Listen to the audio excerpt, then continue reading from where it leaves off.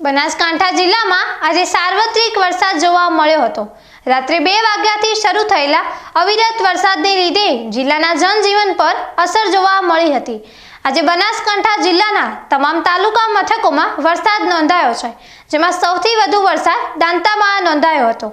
જ્યારે સૌથી ઓછો વરસાદ વાવ તાલુકામાં નોંધાયો હતો। જિલ્લામાં આજે સાંજે 6 વાગે પૂરા થતા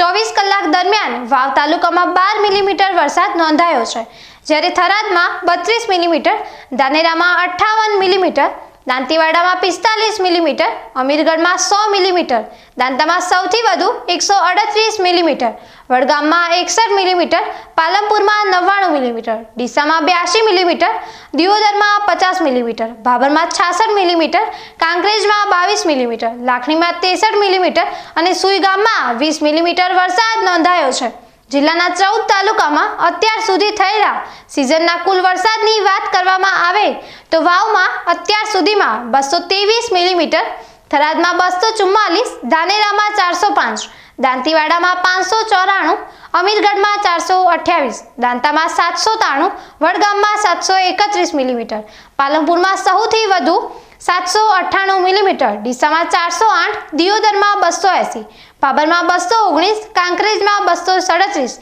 લાખણીમાં 267 અને સુઈગામમાં આ સિઝનનો અત્યાર સુધીનો 159 મિલીમીટર વરસાદ નોંધાયો છે।